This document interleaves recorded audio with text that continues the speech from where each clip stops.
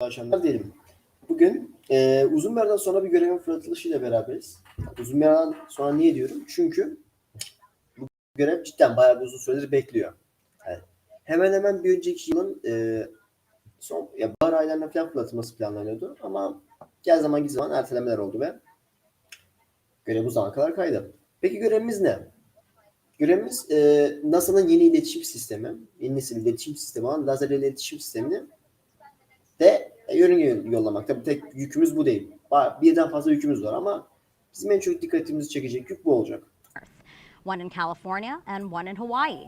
These remote, high-altitude locations were chosen for their clear weather conditions as clouds can disrupt laser signals. You can see some of the ground stations there.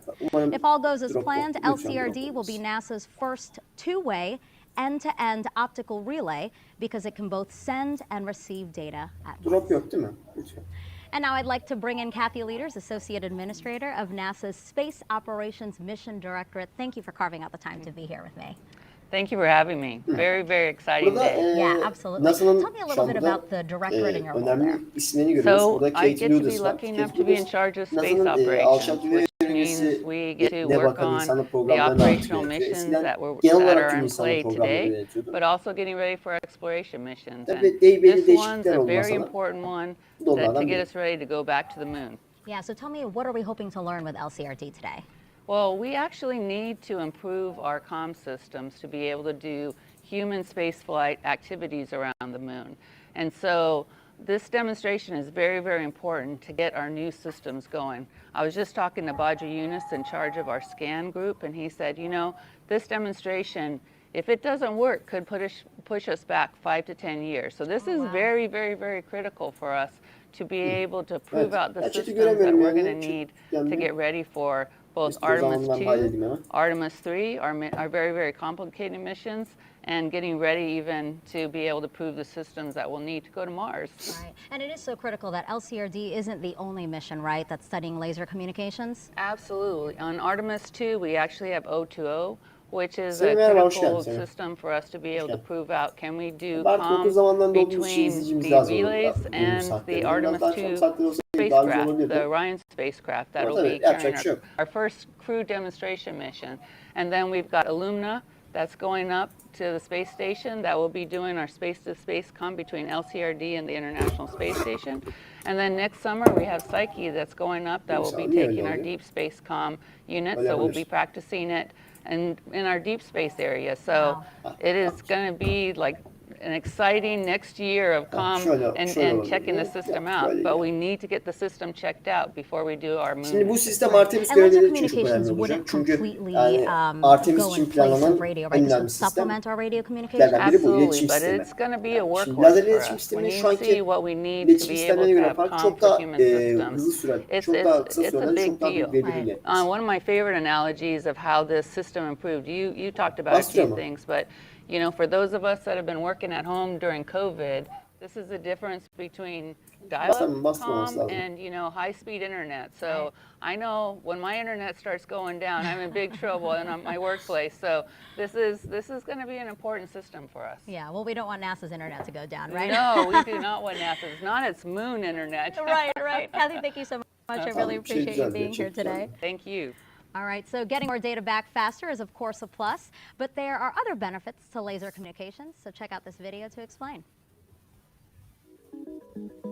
Since 1958, NASA has relied on radio wave technology to talk with missions in space. Today we're developing a better way to get spacecraft data back to Earth. That's where the Laser Communications Relay Demonstration, or LCRD, comes in. Built and managed by NASA's Goddard Space Flight Center, LCRD will send and receive near-infrared laser beams to Şimdi bir test yükü olacak tabii aslında sistemi olmayacak, operasyonellik olmayacak. Bu daha çok test uydusu. Yani bu sistemin testleri bu uyduya yapılacak. İşte iletişim kuracağı birkaç yer istasyonu var. Bildiğim kadarıyla ISS'de de bir iletişim testi yapacaklar.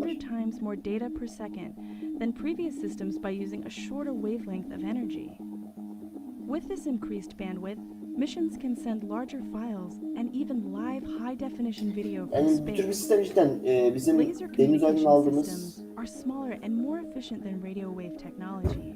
They leave more room Henüz for hani science aldığımız veriler cidden instruments, çok are cheaper to inanılmaz bir launch, şekilde and require etkileyecek. less energy on board Çünkü the zaman spacecraft. bizim için büyük bir etken These benefits extend to burada. receivers Çünkü on the ground. hem kısa zamanda kısa veri almak inanılmaz Earth-based laser güzel bir şey olur. communication Ya, olur receivers can yani. be up to 44 times smaller than the current radio antennas.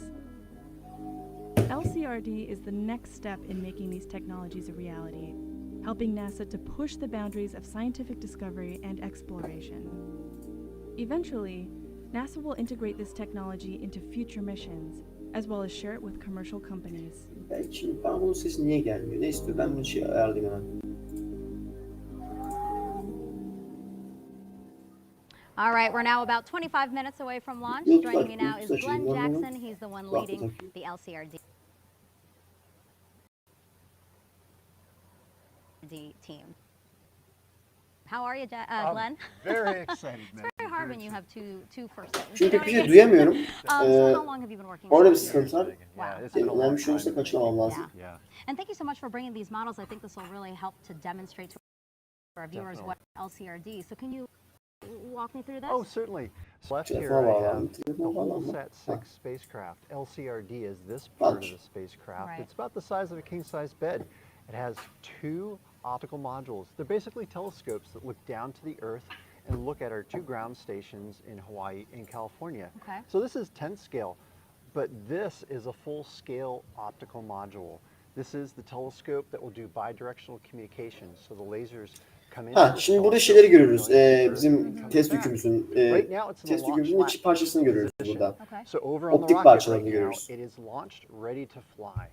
Once we fly and reach geo orbit, that latch will release. Anladığım kadarıyla bir tanesi Hawaii'ye, bir tanesi de şeye bakıyor. The telescopes Diğer istasyona look at bakıyor. California or Hawaii. Also later on the mission we'll be looking at Illumiti on the International Space Station. So we can Sonrasında uluslararası uzay left and istasyonuna. Right. up and down and track the space station. And again, this is a full-size model of what we see here, right? That is correct. Tam ölçekli modelleri. Full scale. And this is Bigger where picture. the lasers will actually come to in and out of, right? Exactly. It's bidirectional. Lazerlerin By girip that çıktığı I yer mean burası. We can communicate with the lasers in and Bu out of optik the yer space alacak lazerlerin. telescope through the Earth's atmosphere. This is very unique for LCRD. Right. And again, the lasers are invisible, but we're They talking about the diameter of what we see here. Yes, this is 10 centimeter diameter, and this will be going 22,000 miles through the Earth's atmosphere to JPL's Octolab and to Hawaii. And do you think this could be a game changer for how we do business here This at is NASA? definitely a game changer. So it's a game changer for exploration in science. Optical comm has Kesinlikle öyle. Şimdi şey soruldu burada. Bu ne kadar peki her şeyi değiştirecekler mi? Bak bayağı bir her şeyi değiştirecek diye söylediler.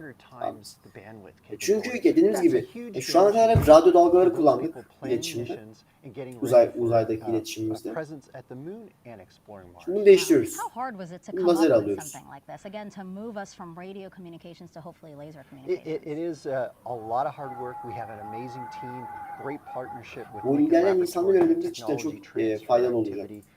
The team has been working for about a decade on this. We're very excited tonight to start the mission. Oh, perfect. And Kathy alluded to think of this as kind of like our internet at home. But I do want to know, will this technology benefit us here on Earth, sitting at home? Şimdi güzel bir soru da burada var. Peki bu teknoloji bize dünyada nasıl fayda sağlayacak? When we do those experiments, we're going to try different operational techniques. We're going to Şurada bayağı rüzgar var bu operate arada. through the Ses geliyorsa atmosphere. kusura bakmayın. We're also going to do Bayağı var. point Neyse ben acquisition okula giderken tracking. bayağı So bir it's basically pointing a laser beam through the atmosphere over 22,000 kilometers, Wow. 22,000 miles. All of that data will inform future NASA and commercial missions coming up for optical ticari communication. görevleri de etkileyecek bu. Mesela burası var. Yeah, ticari absolutely. iş, No, I'm so excited for you. Again, you've been working on yani this ticari for görevler years. I'm sure this is a ticari labor etkiliyor. Buradan da of coming to yapabildiğimize fruition kadar today. işte So kendi kullandığımız aletleri kadar right to the sky aslında is buradan hopefully şöyle verebiliriz. today. Starlink'leri verebiliriz. Mesela Starlink'ler Thank you so much, Glenn. lazer All terminalleri right, kullanacak aynı bu so şekilde. after the experimental phase, you kind of heard Glenn talk about it. LCRD will begin in 2023. There will be a laser communications the International Space Station called Şöyle olabilir. Lazer Lazerle hedef noktalar arasındaki bir cisim geçerse uydu ve benzeri uzay çöpü, lazer ışığı bir cisme zarar verir mi ya da iletişimi bir an keser mi? Şöyle olabilir. İletişimi kesmez büyük ihtimal. İletişim parçalı gidebilir. Mesela bunun aynısı şeyde var. biliyorsunuz ki her yıl hemen hemen NASA Mars ve Dünya arasında güneş girer. Buradan veri gittiği zaman veri çok yani bölünerek gider. Benim bir kısmı Mars'a ulaşmış olur. Parça parça gider. Mesela 500 metre ileri gittiğinde 500 metreden kalır verimiz. Arasında bir parça geçerse de böyle bir şey olabilir. Sisteme de zarar vereceğini düşünüyorum. Bu o kadar güçlü değil. Böyle bir lazer değil çünkü.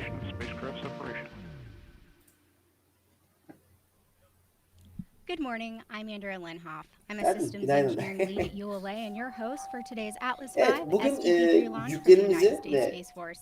I'm here in mission control of the Atlas Space Flight Operations Center at Cape Canaveral Space Force Station in Florida. Welcome to our NASA viewers and those of you just now tuning in. Liftoff is scheduled for 4:04 a.m. Eastern Time. We do have a 2-hour launch window available today. Bu Atlas 5'in en güçlü In addition konfigürasyonu. to watching our webcast, you can also follow live mission Peki progress at 551 nedir? ulalaunch.com. Konuşalım. 551 The nedir? countdown is currently 5 in katı 30-minute yakıt yeticiye plan sahip ve hold. We sonrasında have 5 2 metrelik planned yük holds in our kaplamasına sahip 7.5-hour versiyonunda launch count, bir de which bir give our team tane additional time üst to resolve aşamasındaki any R-Leon issues motoruna prior sahip to versiyonda entering 551 terminal count. deniliyor. At this time, the team is not Atlas'ların working any isimlendirilmesi issues and böyle we are oluyor. proceeding towards an on-time liftoff. Stay tuned Katı yakıt after yeticiye. liftoff when I'll be joined by Ruog Zemakotes to discuss the first flight of a new payload fairing in Northrop Grumman's STP-SAT-6 Program Director Ray Crow. Yük kaplaması çapı. The ascent to Sonrasında orbit is more than 7 R-Leon motor hours, so we'll sayısına wrap göre up about şekilleniyor. 15 minutes after Ve bu liftoff, şeyde sending it back to söylemekten fayda NASA's var ki security coverage. bu görevde kullanılacak yük kaplaması Northrop Grumman The launch tarafından team yapılıyor. recently received a final weather briefing. Here's Space Launch Delta 45 Weather Officer Brian Sizik to give us the forecast. Thanks, Andrea. Yani şimdi hava durumu hava durumu. Hani haberlerde olur ya, şimdi hava durumları diye.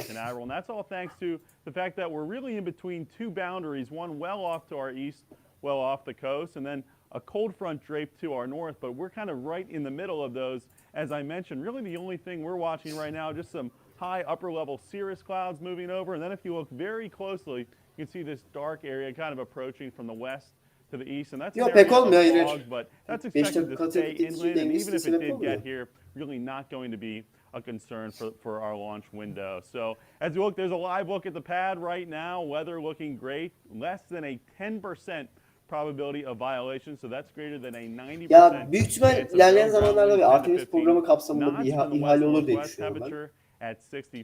Ve Starlink'ler ayda kullanılabilir. Böyle daha gelişmiş Starlink uyduları ayda ve hatta Mars'ta kullanılabilir. Yapmaları gereken tek şey radyasyon koruması aslında. Bir nevi. Tabii tek şey değil de en önemli şey radyasyon koruması olacaktır. Thanks, Brian. ULA is launching STP-3 for the Space Force's Space Systems Command.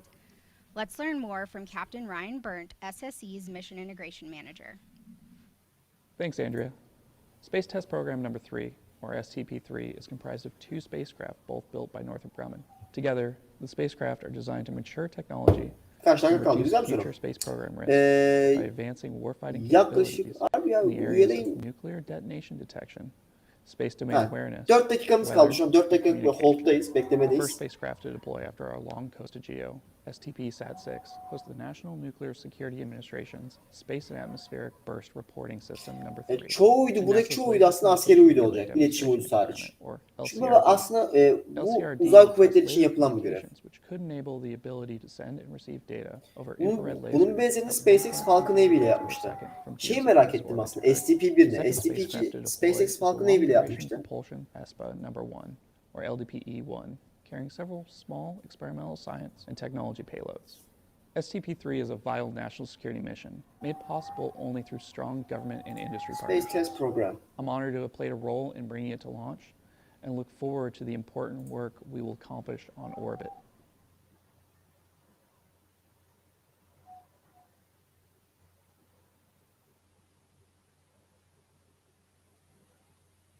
ULA's Atlas V 551 rocket, the largest in the Atlas V fleet, is launching STP-3. This is the 90th Atlas V launch. Aynen 2007'de olmuş. STP-1 Atlas 5'te olmuş. Built in ULA's 1.6 million burada görüyoruz parçaların hepsini. 5 hesabimiz var işte gördüğünüz gibi. Ana motorlarımız var. RD-180 motorlarımız var. Motorumuz var benim daha doğrusu. İkinci aşama Centaur motoru R-Leon var. Büyük The two kaplamamız var ve spacecraft are encapsulated in a gideceğiz. 5-meter diameter RUAG payload fairing. These rocket components travel from Alabama to Cape Canaveral on ULA's rocket ship. ULA'de roketlerini bu şekilde taşıyor Florida'ya. Alabama'da üretiliyor roketleri. Preparations began by lifting the 107-foot Ve booster onto the rocket MLP shiplet in the Alabama'dan vertical Florida'ya integration taşınıyor. facility at Space Launch Complex 41. Then the SRBs are made Ve sonra dikey entegrasyonla Next, the birleştiriliyor. Centaur was lifted into position, and finally, the payload fairing with the spacecraft already encapsulated was mated to the Atlas V rocket. Bu aslında her şeyi Once the rocket kolaylaştırıyor. is assembled, or as we Mesela like to say, SpaceX'in şu anlık stacked, we begin the countdown procedure by moving it from the VIF bu to şeye the pad. sahip değil. 6 components are used for the 20-minute, third-of-a-mile trip to the pad. The MLP weighs approximately 2 million pounds, supports the rocket, and contains air conditioning, electrical, and commodities lines. Bundan emin değilim aslında. Undercarriages bear the weight Bundan of hiç the emin MLP değilim. and the rocket. 2 rail cars lead the move. The payload van Şeyden eminiz tabii ki de belli bir yavaşlığı olacaktır ama göreceli bir yavaşlık olur sonuçta. Bizim için nasıl olay burada şey olacaktır. Uzaydaki verinin gidiş hızı olacaktır. Fırlatmayı United Launch Alliance yapıyor. United Launch Alliance'ı Boeing ve Lockheed Martin oluşturuyor. Şu ana kadar %100 bir başarı oranına sahip bu şirket. Bunu diyebiliriz. Yani Amerika'nın çoğu, yani hemen hemen tüm Mars görevlerini, aslında hepsini, evet, hepsini Lockheed fırlattı diyebiliriz. Lockheed fırlattı diyebiliriz. Boeing'in de fırlattı var. Delta 2 ile Boeing'in fırlattı da var ama Boeing ile Lockheed Martin birleştiği için ULA diyebiliriz. Yani ULA'nin roketleri her zaman tüm Mars görevlerini fırlattı. Burada şimdi görev profilini göreceğiz. Şunu Instagram'da paylaşayım bir de.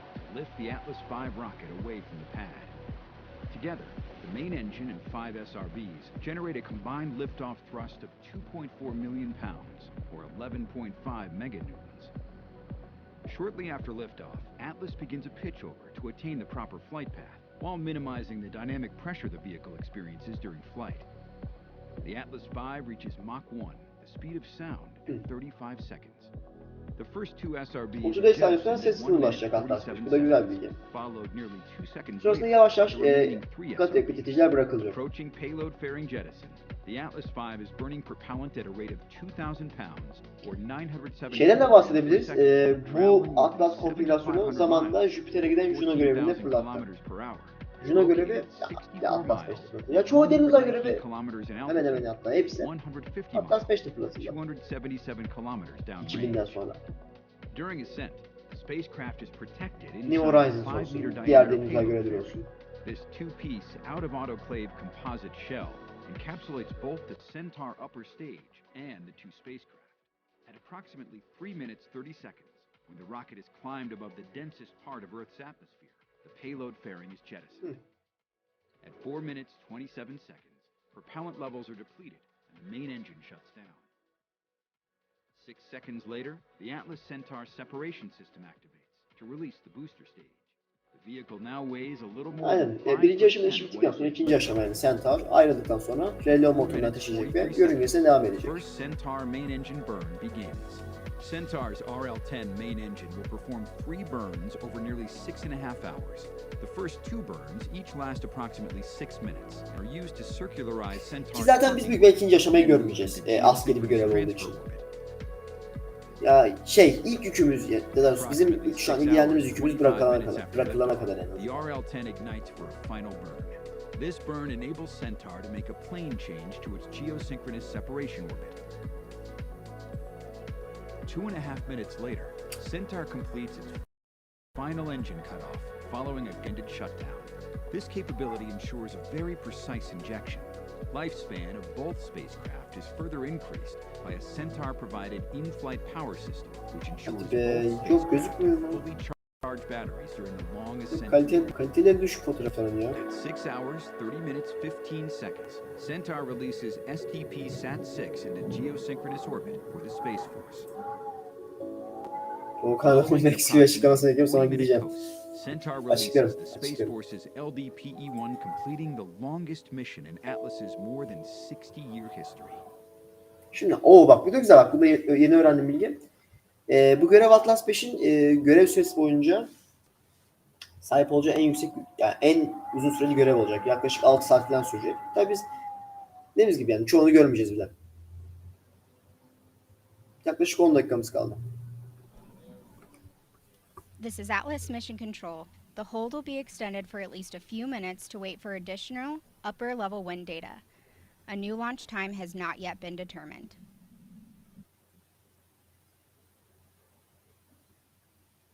Görüntüyü kaydet. Hadi hadi.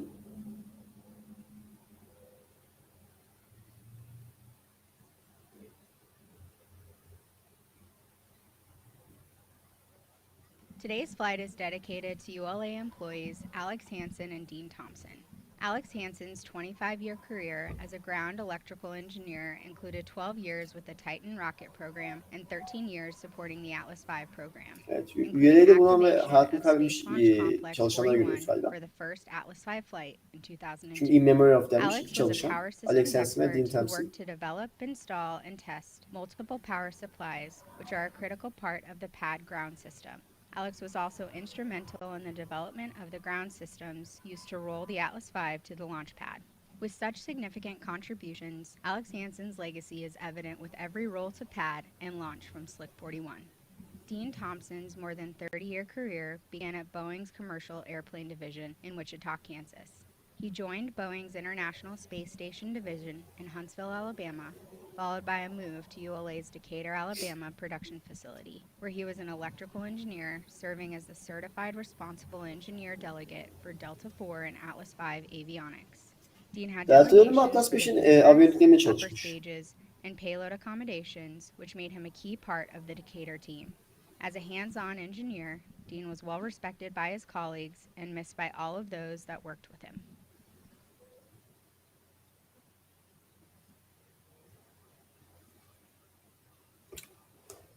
Ya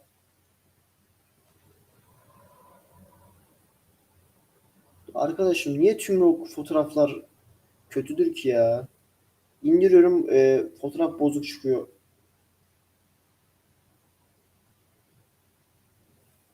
Ya telefon bozuk geldi. İkisinden biri. Telefon bozuk olması daha yüksek bir ihtimal.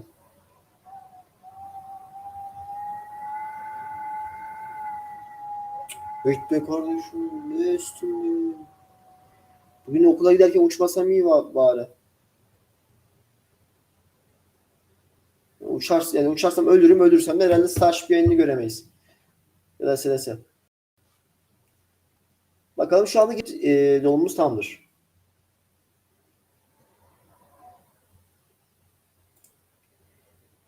Yani genel özelliklerine bahsedersek şöyle dediğimiz gibi bu yani aslında birden fazla uydumuz var. Bizim baktığımız uydu ise daha çok NASA'nın yükü olacak. NASA'nın bu yükü de bir lazer iletişim sistemi test uydusu. NASA bu sistem ile bu lazer iletişimini test edecek. Çünkü biz uzun zamandır yani tüm görevlerden tutun hatta tüm uzay görevlerinden tutun insanlı görevlere kadar hep lazer iletişimi kullanmadık. Yani radyo dalgaları kullandık. Radyo dalgaları kullandık ve radyo dalgaları da yani sinyal ilerledikçe zayıflıyor. Bu lazer sisteminde çok daha farklı. Yani lazer sistemi kısa sürede çok daha büyük veriler iletebiliyor. Radyo dalgalarına ziyade. Yani nazaran. Olay bu. Optik sistemlerle çalışıyor zaten. Lazerden anlayacağımız üzere optik sistemlerle çalışan bir sistem. Test süreci de farklı olacak. Gerek yer istasyonlarına gerek ISS ile iletişim kuracak. Böyle. Genel özellikleri bu şekilde. Atlas rockets have launched many of the world's vital space assets. Let's take a look at the impressive legacy of the Atlas family of rockets. And the RD-180 engine roars to life and liftoff with a maiden flight of the Atlas V. Burada Atlas V'nin ilk uçuşundan bir görüntü görüyoruz. As the inaugural flight of the Atlas V lifted off on August 21st, 2002, it carried with it the dreams and aspirations of thousands of rocket pioneers who had laid the foundation that made it possible. Atlas V continues the Atlas legacy of innovation and accomplishment that has been vital to our nation more than half a century.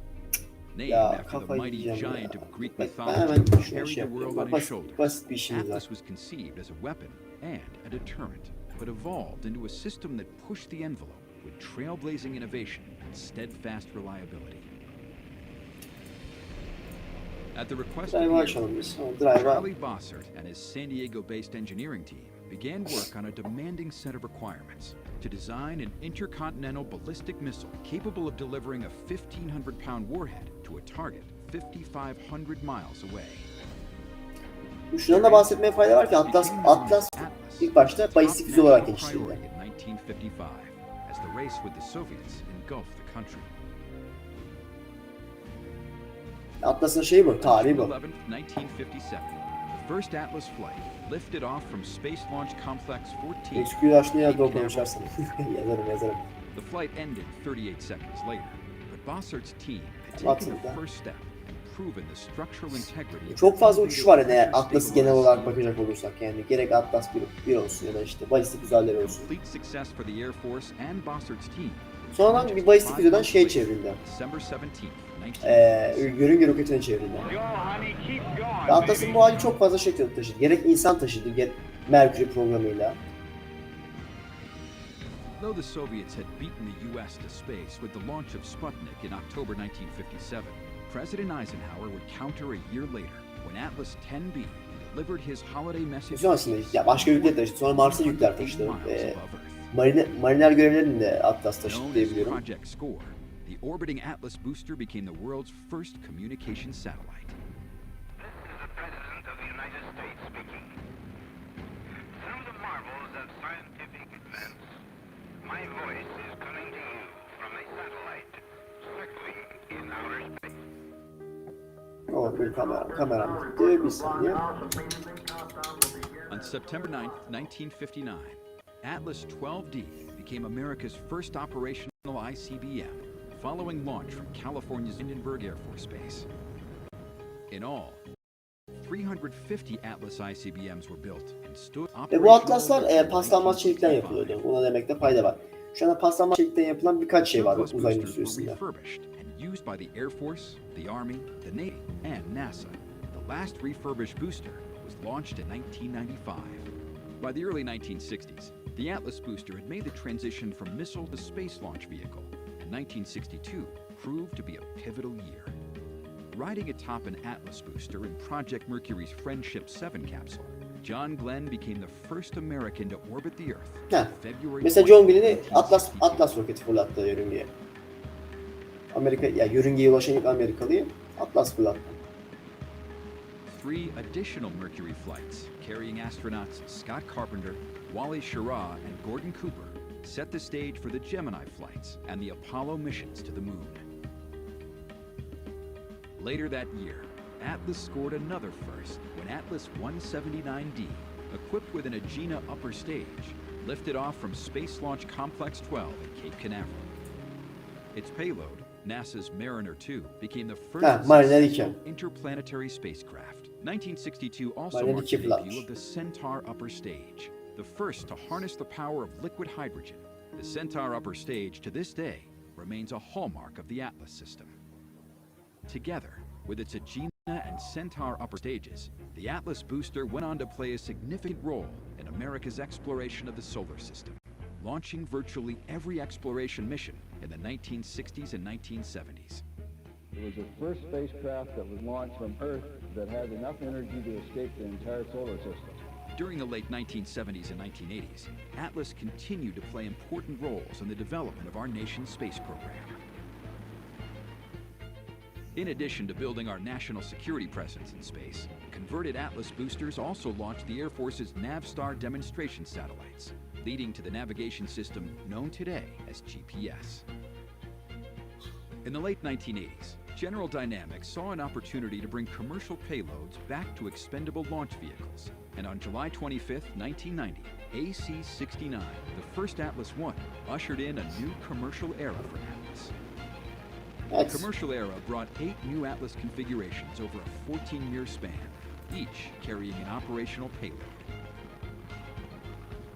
Bir saat az var ya. Yo ileri atılmış. Haydi. Bir saat atılmış. Çok güzel. Çok güzel. The Atlas booster engine system was replaced with the powerful RD-180, which generates 860,000 pounds of thrust. Büyük merak bugün fırlatılmayacak gibi. Havadırında sıkıntı var ya galiba.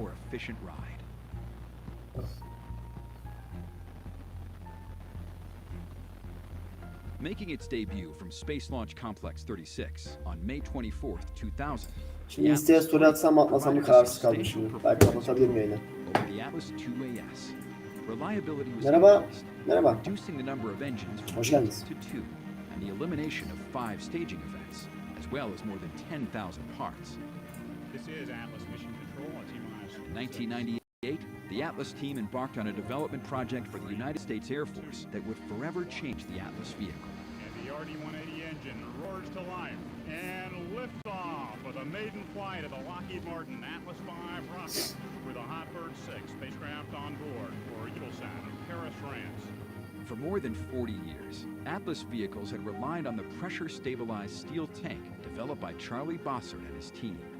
In a departure from conventional thinking, the Atlas V development replaced the tank with a structurally stable common core booster. In addition to vehicle modifications, the team took a new approach to processing and launch. Atlas V processing is done vertically, and the mobile service tower has been replaced by a mobile launch platform, which carries the entire assembled vehicle to the Sistemi launch. yavaş yani. Temel olarak böyle görüyoruz burada zaten.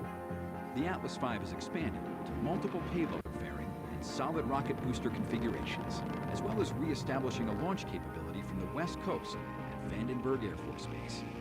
The Atlas enteresan bir vehicle has a long legacy of accomplishment.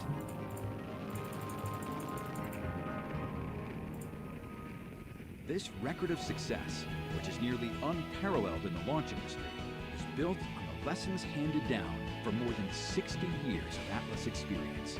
It is also a credit to the dedication and persistence of the Atlas team. Rüzgar yani üst seviye yani şey yüksek irtifada bulunan rüzgarlar sebebiydi zaten ertelenmiş. Onu baktım şimdi. Bir saat erteledi. Çok güzel.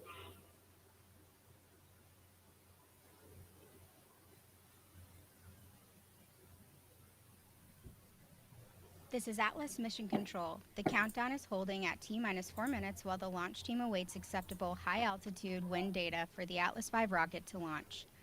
The range has coordinated and approved a tentative new launch of 5:03 a.m. Eastern, if the next weather balloon finds favorable conditions.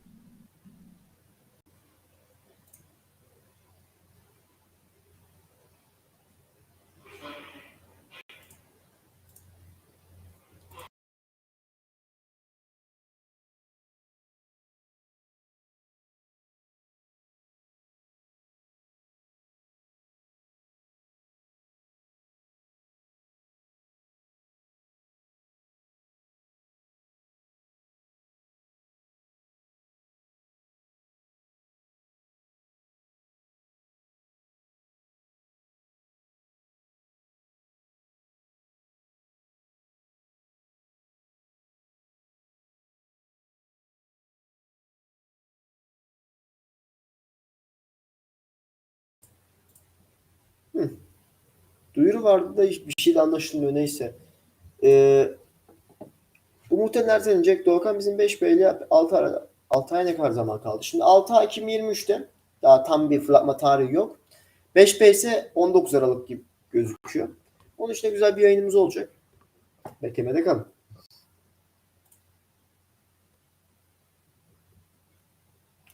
Ben birazdan yayını bitiririm gibi ya. Kesin şey olur yani. Olur bir de zaten internet sıkıntı benim için.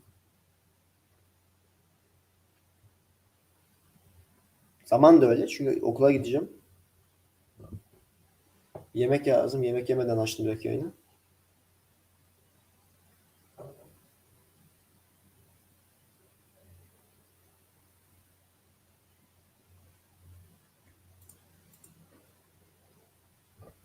Şimdi şey bekleniyor işte. Bir sonraki hava balonunun alacağı veriler bekleniyor bir yandan da.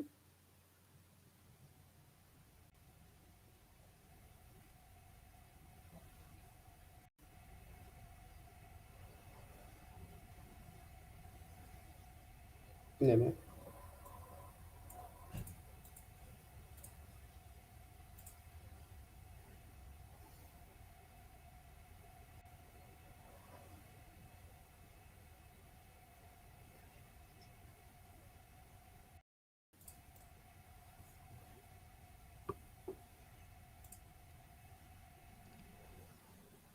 We've created a short tour of our launch locations here in Cape Canaveral, Florida.